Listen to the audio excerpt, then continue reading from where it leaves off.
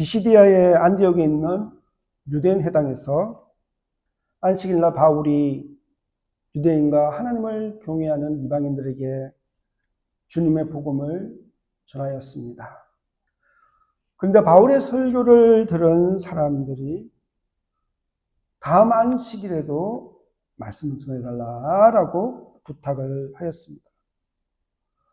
아마도 사도 바울의 설교에 흥미를 느낀 해당 지도자들이, 그러니까 설교를 해달라는 부탁할 수 있는 권한이 해당 지도자들에게 있었기 때문에 해당 지도자들이 다음 안식일에도 한 번 더 말씀을 전해달라고 부탁을 하였을 것입니다.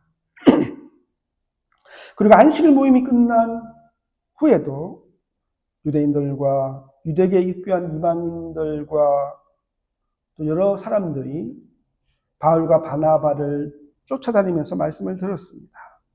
사도행전 13장 43절입니다. 회당의 모임이 끝난 후에 유대인과 유대계에 입교한 경건한 사람들이 많이 바울과 바나바를 따르니 두 사도가 더불어 말하고 항상 하나님의 은혜 가운데 있으라 권하니라. 여러분, 사도 바울은 참으로 위대한 설교자였던 것 같습니다. 참 부럽습니다. 그러니까 지금 사도 바울의 설교를 단 한 번만 듣고도 많은 사람들이 그 말씀을 또 듣고 싶었어. 바울을 쫓아다니면서 말씀을 들었습니다. 말씀에 대한 사모함이 참 귀하고, 또 사람들로 하여금 이 말씀에 대한 사모함을 줄 수 있는 그런 위대한 설교자인 사도 바울이 참 부럽습니다. 근데 참 예전에는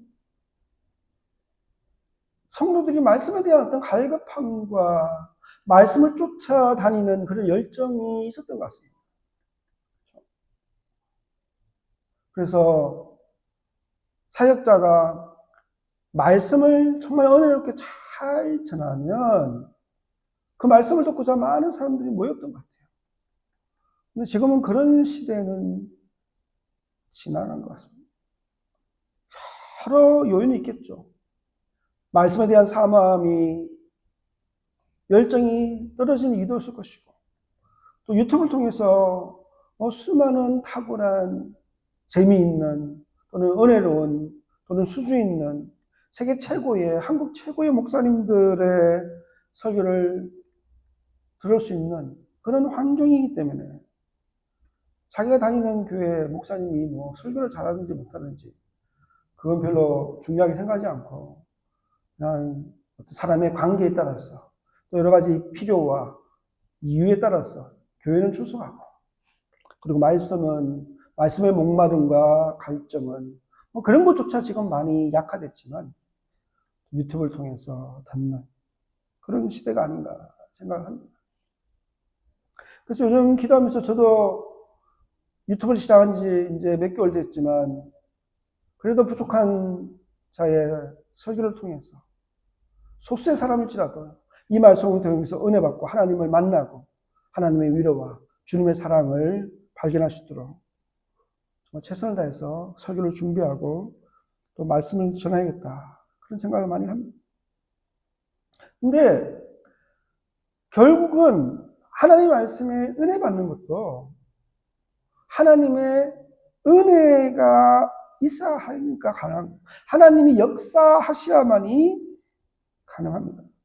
그러니까 사도 바울이 말씀을 전할 때 하나님의 은혜가 함께했고, 또 말씀을 듣는 자들에게 하나님이 역사하심으로 말씀에 은혜 받는 그런 놀라운 일들이 있었던 것입니다. 그래서 성령님의 은혜 가운데 말씀에 감동을 받은 사람들은 사도 바울을 따라다니면서 말씀을 계속 들으면서 이제 예수 믿는 자들이 되었습니다. 그래서 사도 바울은 초보 그리스도인들에게,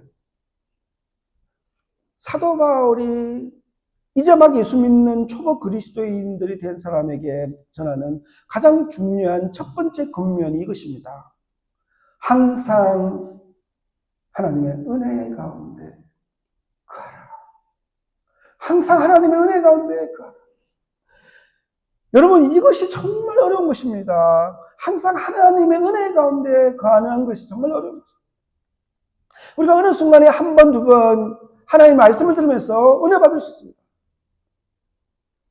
어쩌다가 예배 가운데 또 말씀 듣는 가운데 찬양하는 가운데 성령의 은혜가 임해서 눈물 콧물을 흘리면서 기도하고 회개하고 하나님의 은혜에 감사하고 찬양할 수 있습니다. 근데 그 은혜와 그 감동이 계속해서 유지하는 것은 쉽지가 않습니다. 어느 순간에 또 그 은혜가 사라집니다. 그 감동이 사라집니다.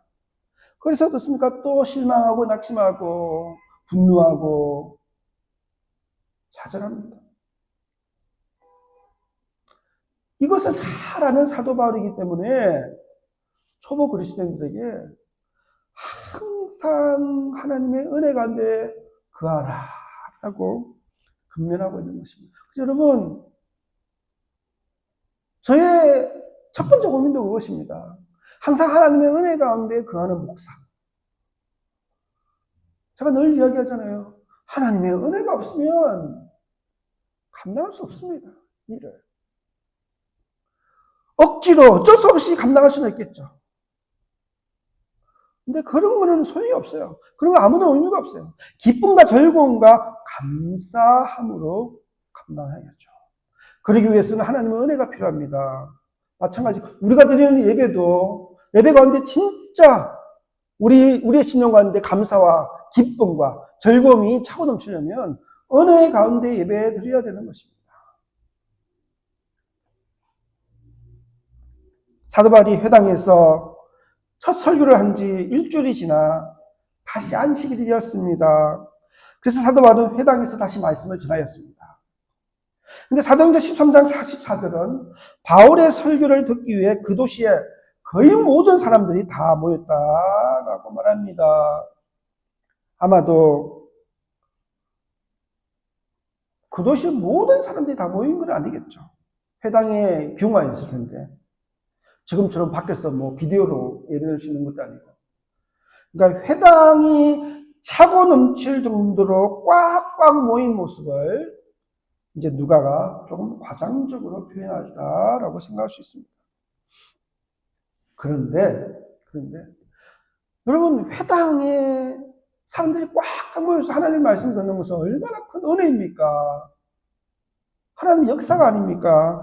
그런데 이렇게 회당을 꽉꽉 가득 채운 사람들의 모습은 이 유대인들의 마음에 감사와 찬양이 일어나기는커녕 시기와 질투심이 불타올랐습니다. 사도행전 13장 45절입니다. 유대인들이 그 무리를 보고 시기가 가득하여 바울이 말한 것을 반박하고 비방하고. 여러분, 우리 인간의 본성을 보면, 저와 여러분들의 인간의 본성을 보면 일반적으로 우리가 어떤 사람이 나쁜 일을 당할 때, 비극적인 일을 당할 때는 좀 쉽게 위로를 잘 해주는 것 같아요. 아, 슬퍼하지 마. 기도할게. 잘 이겨내. 그런데 어떤 사람이 정말 좋은 일을 당하면 정말 마음 다해서 쉽게 축하해주지 못하는 경우가 많아요. 시기와 질투심 때문에. 다시 말해서 장례식에는 마음을 다해 가서 울어주는데 결혼식에서는 마음을 다해 기뻐하지 못할 때가 많다는 것입니다. 예를 들면 좀 상징적으로 이야기를 한다면 왜 그렇습니까? 우리 인간의 마음속에 있는 시기와 질투심 때문에 그렇습니다. 근데 여러분, 이 시기와 질투의 마음은 시기와 질투하는 그 대상뿐만 아니라 사실은 더 나쁘게는 시기 질투하는 그 사람의 마음을, 그 사람 자신을 파괴한다는 것입니다. 여러분, 그 대표적인 성경의 예가 가인 아닙니까? 동생 아벨을 시기한 가인의 비참한 처를 우리가 알지 않습니까? 또 요셉의 형들을 보십시오. 하나님의 은혜를 받는 요셉을 시기한 요셉의 형들이 그를 애굽으로 팔아넘기지 않습니다. 그 결과는 그 형들의 삶의 비참함과 파괴로 이어지는 것입니다. 사울 왕을 보십시오. 다윗 왕, 떠오르는 새로운 왕인 다윗을 시기 질투한 이 사울 왕의 비참한 최후를 우리는 알지 않습니다. 사울 왕의 시기 질투 때문에 정말 아름다운 왕자, 신앙과 우정의 왕자 요나단까지 억울하게 안타깝게 희생되지 않았습니까? 그러므로 여러분 아셔야 됩니다. 시기와 질투는 개인뿐만 아니라 사회와 공동체를 파괴하는 아주 나쁜 감정입니다. 잠언 14장 30절은 이렇게 말합니다. 평안한 마음은 육신의 생명이니 시기는 뼈를 썩게 만드느니라. 이렇게 시기와 질투는 본인의 마음과 감정을 파괴할 뿐만 아니라 공동체의 평화와 질서도 파괴합니다. 그래서 야고보서 3장 16절은 시기와 다툼이 있는 곳에는 혼란과 모든 악한 일이 있습니다. 이렇게 경고하였습니다. 그런데 사도 바울의 설교를 듣기 위해 해당을 가득면 사람들을 목격한 유대인들은 아마도 해당 지도자들이 주로 그런 마음을 품고 앞장섰을 거예요. 이 해당 지도자들의 마음속에 시기와 질투심이 가득 차게 되었습니다. 그래서 그들은 시기와 질투심 때문에 아무런 이유도 없이 그냥 성경적인 논리나 정보도 없이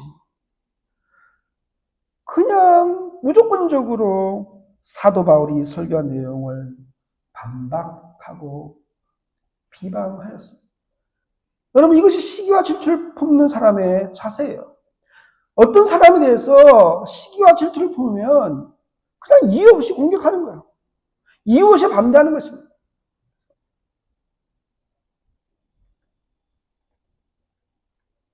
예를 들어서 교회 봉사하는데 어느 여집사님이 정말 정성으로 요리를 잘해가지고 맛있는 음식을 가지고 식사 대접하면 성도들이 와 우리 집사님 너무 음식 잘하시네, 맛있네, 감사합니다. 그러면 그 옆에서 그것을 시기 질투하는 또 다른 여집사님이 있습니다. 먹으면서 이거 맛이 별로네, 조미료를 많이 썼네, 이거 식당 음식 같네, 뭐 이러면서 무조건적으로 반대하는 거예요. 비난하게 되는 것입니다. 이것이 시기 질투하는 마음을 가진 사람들이 무조건적으로 아무런 이도 없이 비난하는 태도인 것입니다. 근데 여러분, 이렇게 하나님의 말씀에 대해서 하나님의 말씀을 전할 때 나쁜 마음으로, 부정적인 마음으로 그 말씀을 들으면요, 아무런 이유나 논리나 증거가 없이 그냥 단순히 싫어하는 마음으로 그렇죠? 반대하는 거예요. 그러니까 시기와 질투로 반대하고 비방하는 사람들과는 말이 통하지 않습니다. 혹은 아무런 이유 없이 그 사람의 모든 것을 싫어해서 반박하고 반대하는 사람들하고는요 말이 통하지가 않습니다. 그래서 자신의 설교를 반박하고 비방하는 유대인들에게 그들과 가타부탁 막 논쟁하지 않아요. 그들을 설득하려고 변정하지 않아요. 그냥 한마디로 놀라운 선언을 해버립니다. 사도행전 13장 46절에서 47절입니다. 하나님의 말씀을 마땅히 먼저 너희에게 전할 것이로되 너희가 그것을 버리고 영생을 얻기에 합당하지 않은 자로 자처하기로 우리가 이방인에게로 향하노라.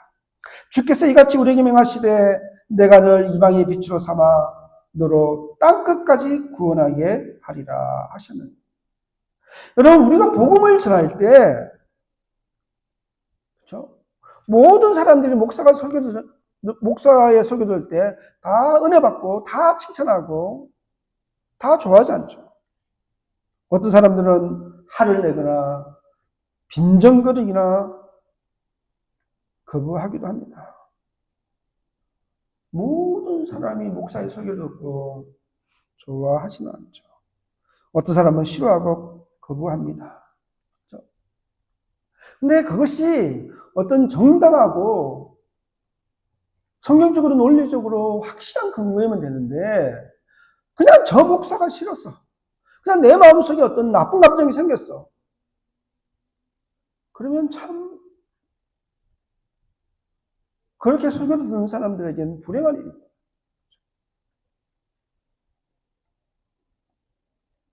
근데 사실은 예를 들어서 설교자가 말씀을 전하는데 어떤 사람이 나쁜 감정으로 혹은 뭐 나쁜 감정이 아니라도 생각이 틀려가지고 그 설교의 내용에 동의를 못해서 나는 당신 설교에 동의할 수 없습니다. 나는 당신 설교가 싫습니다. 그런다고 했을 때 그럴 때마다 바울과 바나바 같은 태도를 취한다면 바람직한 모습이라고 할 수는 없었어요. 예를 들어서 설교를 했는데 자기를 싫어하고 자기의 설교를 반대하는 사람이 오늘 목사님 설교는 성경적으로 맞지 않는 것 같아요.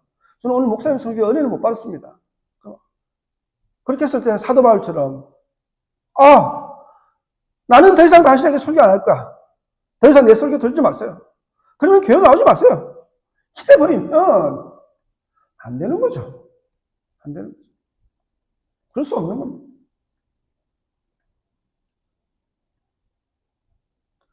바울과 바나바도 이런 태도를 쳤는데 나도 그렇게 할 수 있지. 그렇게 생각하는 것은 바람직하지 않습니다.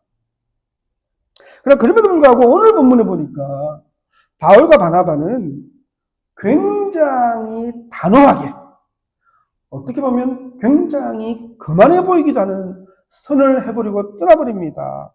쉽게 말하면 이런 거야. 복음을 듣기 싫으냐? 내가 전하는 설교를 듣기 싫으냐? 그럼 듣지 마라. 우리는 다른 사람에게 복음 전하러 갈게. 이런 식이에요. 굉장히 단호하고 어떤 의미에서는 굉장히 권위적입니다. 그러면 성경은 왜 이런 태도를 사도 바울을 통해서 우리에게 보여주고 있는 것입니까? 가르쳐주고 있는 것입니까? 여러분, 복음을 전하는 것이, 말씀을 전하는 것이 협상을 하거나 타협하는 것이 아니라는 것을 보여줍니다. 사도 바울의 선교와 전도의 기본적인 태도는 굉장히 근위와 절대성을 갖고 있는 것을 이 부분에서 강조하고 있는 것입니다. 다시 말해서 말씀의 절대적인 권위를 가지고 복음을 전파했다는 것입니다. 그러면 하나님의 말씀을 전하는 것이 권위적이라는 것은 설교자의 자세와 태도가 권위적이라는 것을 말하는 것이 아니에요. 내가 하나님의 말씀을 대변하는 하나님의 중개자인데 당신들은 겸손하게 무조건적으로 내 말에 순종하고 복종하고 들어야 돼. 이런 식으로 거만하고 권위적으로 전하는 것을 의미하는 것이 아닙니다. 하나님의 말씀을 전하는 것이 권위적이라는 뜻은 그 전하는 내용이 설교자가 전하는 하나님의 말씀이 듣는 사람들의 귀를 즐겁게 하거나 기쁘게 하기 위해서 변형되거나 변질될 수 없다는 말입니다. 다시 말해서 타협할 수 없다는 의미에서 하나님의 말씀을 전하는 것이 권위적이고 절대적이라는 것입니다. 여러분, 제가 매주 강해 설교를 하고 있는데 때로는 그런 생각을 해요. 우리 성도들에게 때로는 좀 어려울 수도 있겠다. 그런 생각을 합니다. 근데 여러분, 워낙 그동안 계속 강해 설교만 들었기 때문에 어쩌면 여러분, 우리 성도님들은 좀 익숙해졌을 거라는 생각을 하지만 때로는 성경을 강의하기 위해서, 설명하기 위해서 역사적인 어떤 내용이라든지 또 성경의 배경적인 것이라든지 이런 것들을 좀 길게 설명할 수도 있으니까 그런 좀 지루하고 어떤 의미에서 좀 어려울 수도 있습니다. 근데 제가 이렇게 강해 설교를, 사실은 어떤 면에서 제가 전하는 건 강해 설교는 아니에요. 강해 설교라는 것은 성경 구절 한 구절 한 구절을 막 분석해서 언어적으로, 원어적으로. 근데 사실은 뭐 로이드 존스 목사님 이런 분들은 뭐 로마서 강해 이런 것들을 막 5년씩 6년씩 하고 그러는 거예요. 한 절 가지고 한 절 가지고 한 주 설교하는 거야. 그렇게 하면 성도들이 너무 힘들어서 못 들죠. 그러니까 사실은 제가 뭐 쉽게 강해 설교라고 그러지만 엄밀한 의미에서 강해 설교는 아니고 본문 설교. 저는 제 성경을 내러티브, 이야기식 본문 설교다라고 말씀할 수 있습니다. 근데 이렇게 본문 설교를 제가 고집하는 이유는 제가 많은 설교자들의 설교 들으면서 한때 저도 뭐 전도사일 때 또 이렇게 담임 목사 하지 않고 또 이렇게 가끔씩 뭐 담임 목사님 막 이야기하면 설교를 준비하고 해야 됐을 때는 그때마다 어떤 주제를 가지고 일반적인 주제를 가지고 사람들이 좀 듣기 쉽게 또 듣기에 좀 편하게 또 어떤 의미에서는 듣는 사람들이 어떤 감정적인 흥분과 자극을 주는 은혜를 주기 위해서 그런 설교를 할 때가 있어요. 근데 많은 목사님들이 사실은 그런 설교를 많이 합니다. 그러다 보니까 여기저기서 감동이 되는 예화를 찾고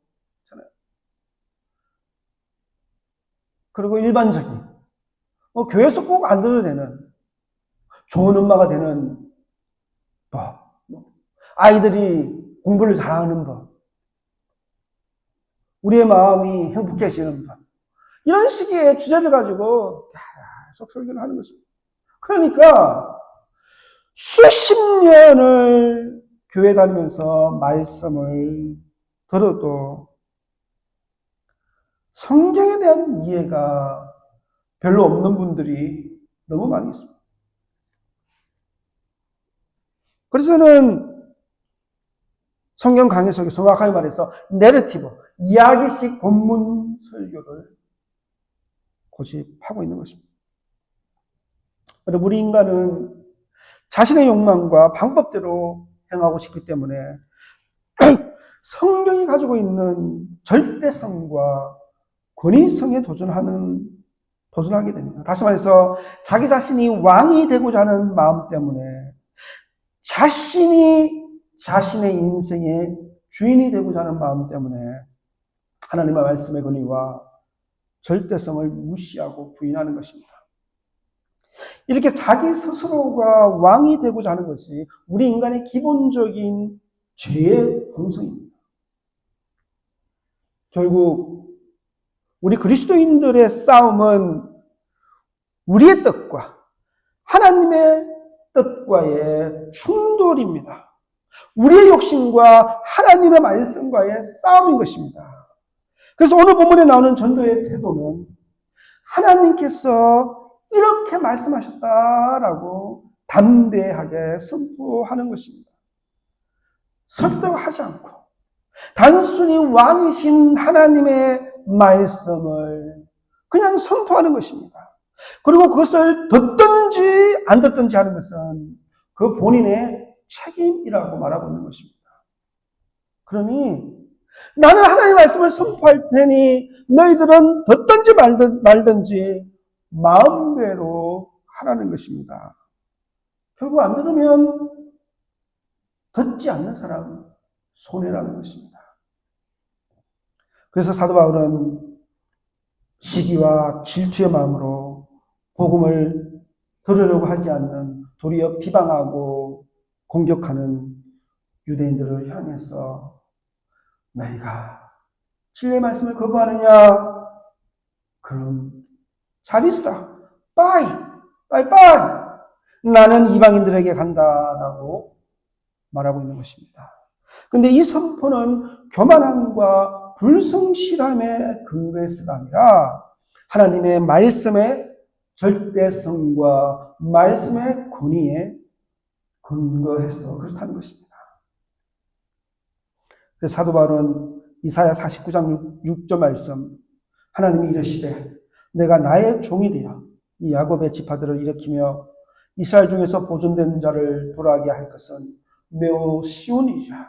내가 또 너를 이방의 빛으로 삼아 나의 구원을 베풀어서 땅끝까지 이르게 하리라.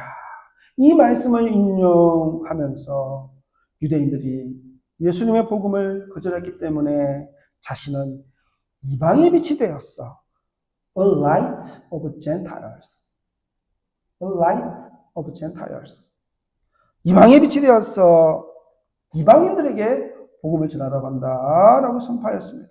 근데 여러분, 이 이사야서 49장 6절에서 말씀하고 있는 이 이방의 빛은 원래 누구를 말합니까? 이스라엘 민족을 말하는 거예요. 그러니까 이스라엘 민족이 지금 말씀, 너희는 나의 택한 백성이다. 그러니까 너희들이 이방의 빛이 되어서 너희들을 통해서 이방인들에게 하나님의 복음이 전파되게 하라라고 말씀하고 있는 것입니다. 그래서 하나님께서는 예수님을 유대인으로 태어나게 하셨습니다. 그래서 이제는 어떻습니까? 예수님께서 이방의 빛이 되신 것입니다. 그리고 예수님께서 성천하신 후에 예수 믿는 그리스도인들이 이제 이방의 빛이 되어서 예루살렘과 온 유대와 사마리아와 이방인의 땅끝까지 복음을 증거하는 전도자가 된 것입니다. 그리고 이 초대교회 하나님의 말씀이 세계로 전파되는 이 시작의 시점에서 하나님께서는 사도 바울을 특별히 이방인의 사도로 택하시고 특별하게 밝게 빛나는 이방의 빛이 되게 하신 것입니다. 그러면 이제 우리가 사도 바울의 뒤를 이어서 우리가 이방의 빛이 되었어. 예수 믿지 않는 불신자들과 타 민족들에게 복음을 전해야 하는 것입니다. 이제 말씀을 정리하겠습니다. 주님께서 우리에게 전하라고 명령하신 복음은 기본적으로 은혜와 긍휼과 사랑의 말씀. 우리가 정말 말씀을 은혜 받고 말씀을 실천하고 말씀을 따라가는 하나님의 예수 그리스도의 제자면 우리는 우리의 삶과 우리의 마음속에 언제나 은혜와 긍휼과 용서와 사랑이 풍성해야 합니다. 그러므로 말씀을 전할 때도 전도할 때도 더 많이 섬기는 자세와 사랑의 인내함을 가지고 말씀을 선포하고 전도해야 합니다. 그러나 여러분, 그것이 우리가 인내를 가지고 겸손한 마음으로 용서와 사랑의 마음으로 말씀을 전하고 전도해야 된다는 것의 의미가 상대방이 좋아하는 것으로, 상대방이 즐거워하는 것으로 말씀을 변질시키거나 말씀을 타협하는 것이 아니라는 것을 우리는 기억해야 합니다.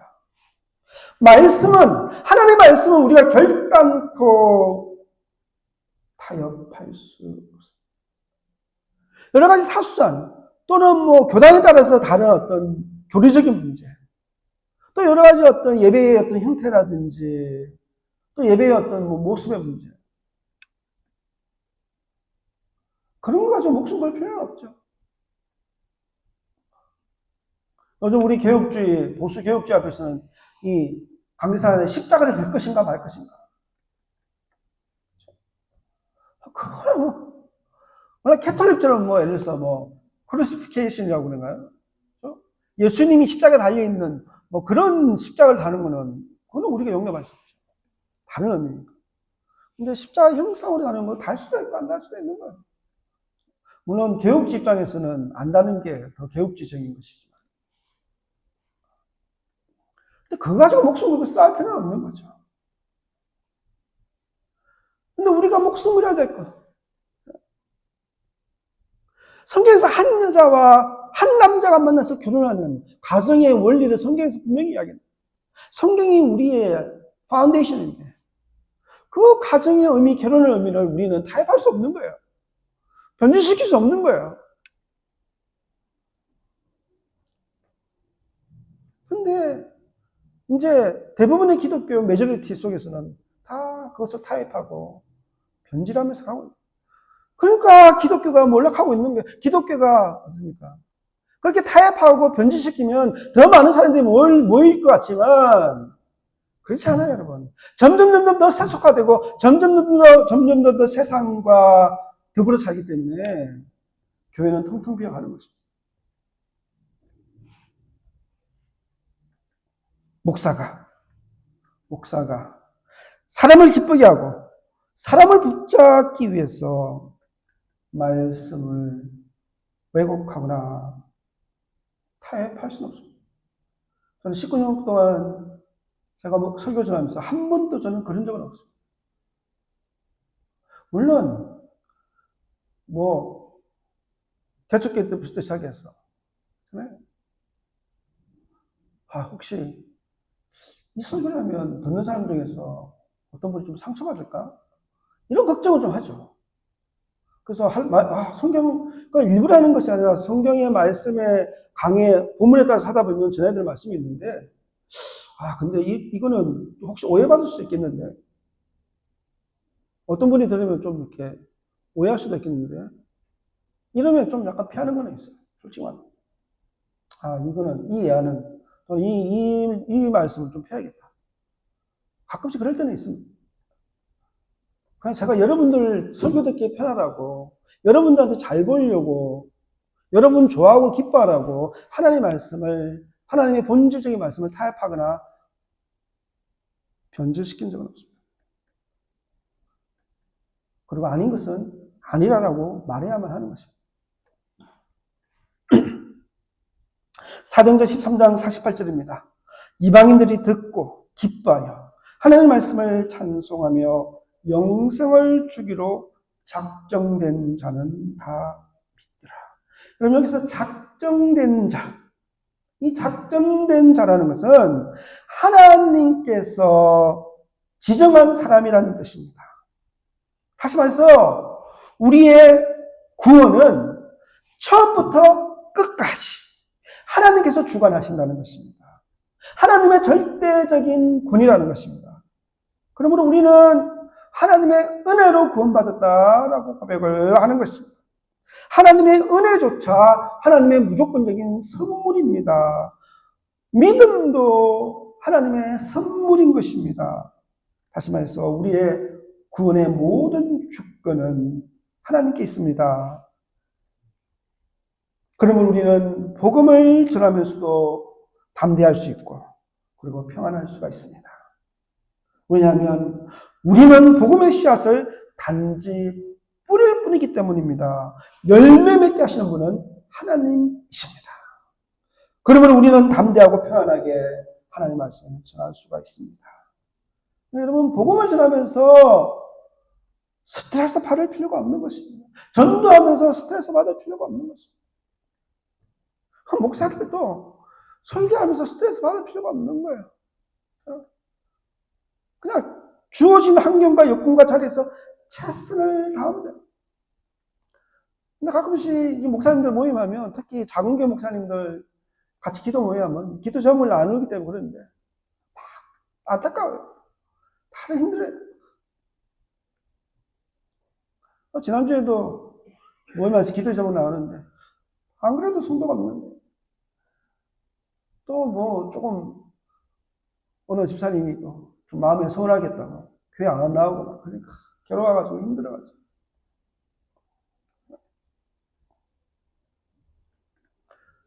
근데 말씀 전하면서 목회하면서 그렇게 스트레스 받을 필요가 없어요. 자기가 해야 될 자리에서 자기의 역할을 최선을 다하고 그 다음에 하나님의 은혜에 맡기면 되는 것입니다. 사랑하는 성도 여러분, 하나님의 말씀을 소중하게 여기시기 바랍니다. 그리고 하나님의 말씀의 권위 앞에 겸손하시기 바랍니다. 여러분, 하나님의 말씀을 거부하면 결국은 우리의 손해입니다. 말씀에 순종하는 사람이 축복받는 것입니다. 여러분, 목사한테 순종 안 하셔도 돼요. 목사의 말을 거부하셔도 돼요. 나는 목사님의 말에 나는 찬성할 수 있습니다. 나는 그렇게 하기 싫습니다. 그렇게 하시면 언제든지 원하시면 그렇게 하십시오. 그러나 하나님의 말씀 앞에는 순종하셔야 합니다. 하나님의 말씀에 순종하지 않으면 결국 여러분 손해입니다. 가장 먼저 하나님의 택한 백성이 되었던 유대인들은 그 복음을 거부함으로 시기와 질투와 분노와 증오가 가득한 사람들이 되었습니다. 참으로 불쌍한 사람들이 되었습니다. 그러나 이방인들은 도리어 뒤늦게 믿었던 이방인들은 주님의 복음을 듣고 기쁨과 찬송이 가득하였다라고 오늘 성경 말씀은 말씀하고 있습니다. 여러분, 결국 누가 손해본 것입니까? 말씀을 안 듣는 사람이, 말씀을 거부한 사람이, 말씀을 순종하지 않은 사람이 손해본 것입니다. 그러므로 하나님의 말씀을 사모하고 하나님의 말씀을 겸손하게 듣고 하나님의 말씀에 순종함으로 기쁨과 찬송이 충만한 삶을 살아야 합니다. 여러분, 이것이 축복의 삶이 아닙니까? 말씀 가운데, 말씀의 은혜 가운데, 말씀의 기쁨 가운데, 말씀의 즐거움 가운데 찬양하고 기뻐하고 어떠한 편과 처지에서도 좌절하지 않고 주저하지 않고 포기하지 않고 끝까지 주님의 손 붙들고 달려가는 찬송하는 삶, 기쁨이 충만한 삶이 정말 복된 삶이 아닙니까? 이렇게 하나님의 은혜 가운데, 말씀 가운데 기쁨과 찬송이 충만한 삶을 살아가시는 우리 사랑하는 늘상교회 모든 성도님들 되시길 간절히 기도드립니다.